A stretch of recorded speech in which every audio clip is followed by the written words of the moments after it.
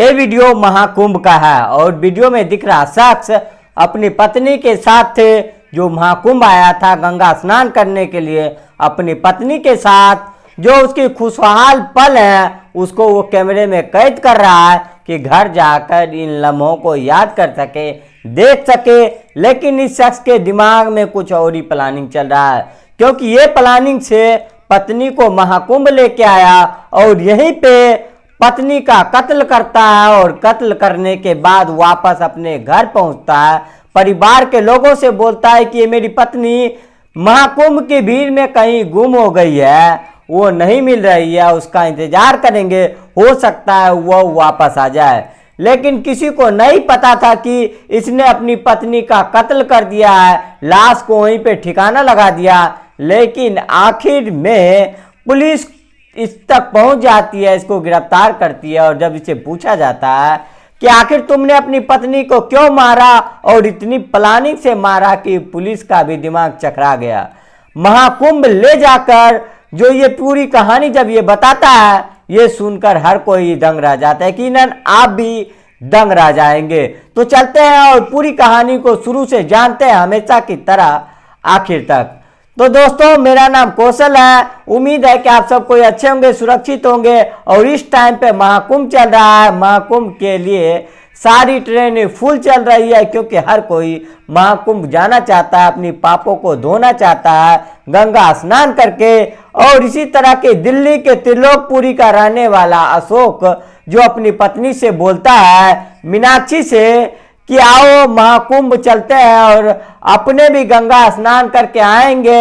हमने बहुत सारे पाप कर रखे हैं और महाकुंभ जाकर अपनी पापों को धो सकते हैं। जब पत्नी मीनाक्षी से ये बात बोलता है तो वहीं उसका बेटा था अश्वनी, जिसकी उम्र लगभग 23 से 24 साल था। मीनाक्षी का उम्र 45 साल, जो अशोक था इसका उम्र लगभग 50 साल था। जब ये अपनी पत्नी से ये बातें बोलता है तो अश्वनी बोलता है कि हाँ माँ, पिताजी के साथ चली जाओ, पिताजी आपसे बोल रहे हैं, वरना कोई किसी को ले नहीं जाता है। आपके पति कितने अच्छे हैं, वो आपको गंगा स्नान करवाने ले जाना चाहते हैं, आप चली जाओ। बेटा ये भी बात बोलता है और माँ के दिमाग में होता है कि चलो चलते हैं, महाकुंभ घूम के आते हैं, इतने सारे लोग जा रहे हैं। और 17 फरवरी को वो अपने पति अशोक के साथ ट्रेन से रवाना हो जाती है दिल्ली से महाकुंभ के लिए। जो ये अशोक था ये नगर निगम में सफाई कर्मचारी था और 18 फरवरी को ये अशोक महाकुंभ पहुंच जाता है। ये अपने बेटे को फोन करता है, बोलता है कि हम लोग पहुंच चुके हैं, अब स्नान करने जाएंगे। और ये जो वीडियो चल रहा है अभी, ये थोड़ी देर में ये फोन से शूट करता है, अपनी बेटी के पास ये भेजता है और इसको सोशल मीडिया पे डाल देता है। अब ये लोग देखते हैं, देखो बताओ, अशोक भाई घूमने के लिए गए मीनाक्षी भाभी के साथ, ऐसे ऐसे कमेंट आना शुरू हो जाते हैं। अब ये घूम रहा है और 19 फरवरी को सुबह सुबह अशोक अचानक से अपने बेटे अश्वनी को फोन करता है। अशोक घबराया हुआ था और अपने बेटे से बोलता है कि बेटा, आज मैं सुबह निकला था गंगा स्नान करने के लिए, लेकिन अचानक से भीड़ में तुम्हारी माँ गुम हो गई है। हम उसको ढूंढने की कोशिश कर रहा हूँ, लेकिन वो नहीं मिल रही है। बेटा अश्वनी बोलता है, पिताजी वहां पे चले जाओ जहां से अनाउंस होता है, वहां जाके शायद मिल जाए, ढूंढने की कोशिश करो, या फिर फोन पे चेक करो, माँ की कॉल आ जाए, या फिर थाने में चले जाओ, वहां पे मम्मी मिल जाए। बेटों को लगता है नॉर्मल बात है, माँ समझदार है, पढ़ी लिखी है, कुछ ही देर के बाद मिल जाएगी। अब जो अशोक था उसका फोन कट जाता है। बेटा इंतजार में था कि शायद पिताजी दोबारा फोन करेंगे और बताएंगे कि माँ मिल चुकी है। बेटे अपने काम में लगा हुआ था, लेकिन शाम जैसे ही होती है, दोबारा जब अश्वनी अपने पिताजी को फोन लगाता है तो फोन नहीं लगता है, बल्कि शाम होने तक जो अशोक था वो दिल्ली पहुंच जाता है। और घर पहुंचने के बाद अपने बेटे से बोलता है कि बेटा, मैंने तुम्हारी माँ को हर जगह ढूंढा, ढूंढते ढूंढते थक गया, लेकिन तुम्हारी माँ नहीं मिली। और मुझे ऐसा लगा कि शायद तुम्हारी जो माँ है वो या बस या ट्रेन में बैठकर घर पहुंच हो गई होगी। क्या माँ अभी तक नहीं आई? तो बेटा बोलता है कि बिल्कुल भी नहीं है, ना उसका कोई कॉल आया। बेटे को भी फिक्र हो जाता है। अब जो अश्वनी है उसको फिक्र होने लगता है और वो फौरन कुंभ निकलता है और प्रयागराज 20 फरवरी को पहुंच जाता है। प्रयागराज पहुंचने के बाद वो अपनी माँ को इधर उधर ढूंढना शुरू करता है। वो एक फोटो निकलवा लिया था और वो फोटो निकलवा के वो पुलिस वाले को दिखा रहा था, थाने में पहुंच रहा था, पूछ रहा था सभी को कि ये महिला को आप देखा है, मेरी माँ है, गुम हो गई है। वो हर पुलिस वाले से पूछ रहा था। इसी बीच में पुलिस वाले का सिपाही फोटो को देख के बोलता है कि देखो ये जो महिला की तुम फोटो दिखा रहे हो, ये 19 फरवरी को ऐसे ही एक महिला को एक लाश मिली है जूसी थाना के पास, एक रूम के अंदर से उस महिला का कत्ल किया गया है, लेकिन अभी उस महिला की शनाख्त नहीं हो पाई है। जैसे तुम्हारे पास फोटो है, शायद सेम ऐसा ही फोटो है, मैंने देख रखा था, तुम चले जाओ और वहां थाने में जाके पता कर लो। और जो बेटा अश्वनी था वो जूसी थाने में पहुंचता है और वहां पे एसएचओ उपरेंद्र प्रताप बैठा हुआ था। अश्वनी जाके बोलता है कि सर मेरी माँ यहाँ पे आई हुई थी अपने पति के साथ और वो यहाँ खो गया है, वहाँ उसके बाद नहीं मिला है, मैं उसको बहुत से देर से ढूंढ रहा हूँ, पता नहीं चल पा रहा है। आपको एक महिला की बॉडी मिली है, आप मुझे दिखा सकते हैं, शायद वो मेरी माँ हो। जो एसएचओ साहब वो फोटो दिखाते हैं और जैसे ही वो फोटो दिखाते हैं बेटा अश्वनी रोते हुए बोलता है ये तो मेरी माँ है सर, और इन्हीं कपड़े में ये आई हुई थी अपने पति अशोक के साथ, मेरे पिताजी के साथ घूमने के लिए, लेकिन उसके बाद ये नहीं मिली। अब ये एसएचओ साहब से वो बोलते हैं कि इनकी तो हत्या की गई है, इनके तो पेट में चाकू से ताबड़तोड़ वार किया गया है और इसको हत्या कर दिया गया है। और वो एक आजाद नगर में एक कमरे के अंदर एक शख्स के साथ आई हुई थी और वो चाकू से हत्या कर दिया और वो फरार हो गया। अब वो अश्वनी है, वो बोलता है कि सर ये तो पिताजी के साथ थी और पिताजी ने ये बताया कि माँ गुम हो गई है। वो एसएचओ से आप कंफर्म करने के लिए एक बार बेटे अश्वनी को पोस्टमार्टम हाउस ले जाता है और वहाँ पे जो महिला की बॉडी थी वो बॉडी दिखाया जाता है। बेटा देखता है और कंफर्म करता है कि ये उसकी माँ है। वो रो रहा था बेहद ज़्यादा। फौरन एसएचओ से आप बोलता है कि देखो तुम्हारी माँ की जो हत्या किया है वो तुम्हारे पिता ने किया है, ये पक्का ही बात है, क्योंकि तुम्हारे पिताजी के साथ तुम्हारी माँ रुकी हुई थी और पिताजी फरार है।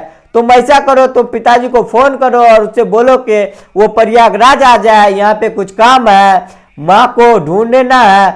माँ ये मत बोलना कि माँ मिल गई है, और ऐसे करके पिताजी को बुलाओ। बेटा ऐसा ही करता है और वो अपने पिताजी को फोन करता है। पिताजी से बोलता है कि पिताजी आप यहाँ जो बहुत जरूरत पड़ रही है माँ को ढूंढने के लिए। पिता बातों में आ जाता है और वो प्रयागराज पहुंच जाता है। पुलिस ने पहले से सारा कुछ सेट कर रखा था। जैसे ही अशोक आता है पुलिस वाले घेर कर उसको पकड़ लेते हैं और फिर अशोक से पूछा जाता है कि तुम यहाँ पे अपनी पत्नी के साथ आए थे, तुमने सोशल मीडिया पे वीडियो भी डाला, लेकिन तुमने अपनी पत्नी मीनाक्षी की हत्या क्यों कर दी, क्या वजह है, क्या ऐसे हत्या किया, पूरी कहानी बताओ। तो अशोक बताता है कि जहाँ मैं नगर निगम में काम करता हूँ वहीं पे एक महिला है, उसके साथ मेरी प्रेम कहानी चल रही थी और ये बात मीनाक्षी को पता चल गई।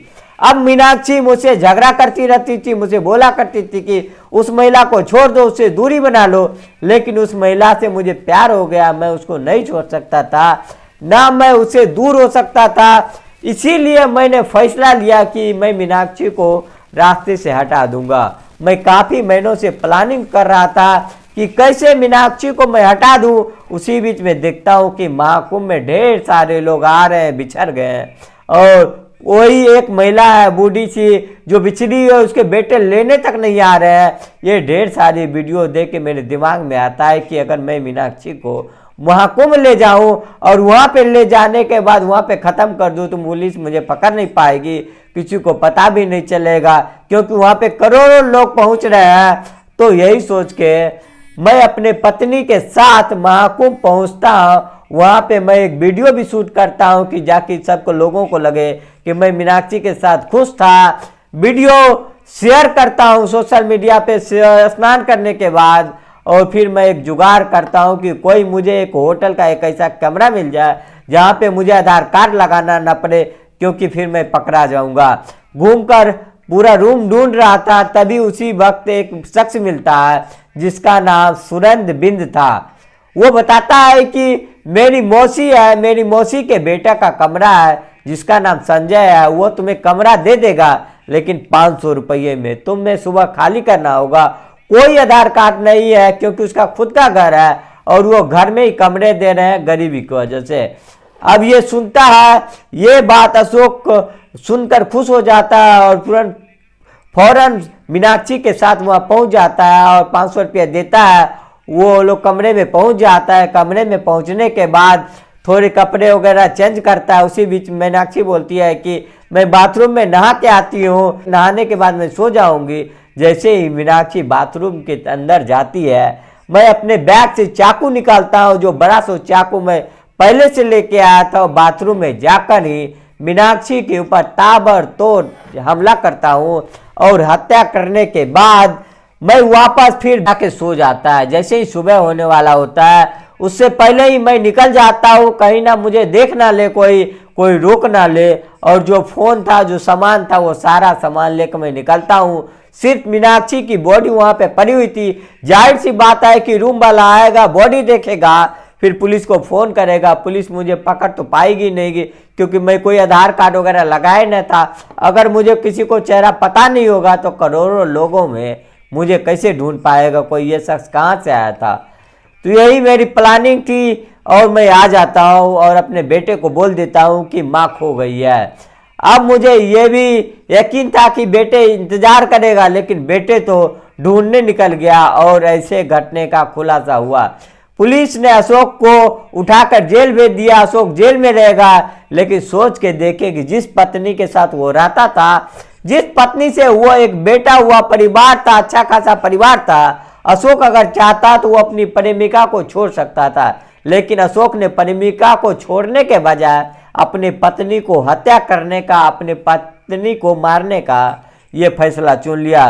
तो आप समझ सकते हैं कि वक्त कितना बदलता जा रहा है, लोग अपने हैवान दरिंदे बनते जा रहे हैं। आप इस घटना पे क्या बोलने चाहेंगे, कमेंट बॉक्स में जरूर बताइएगा।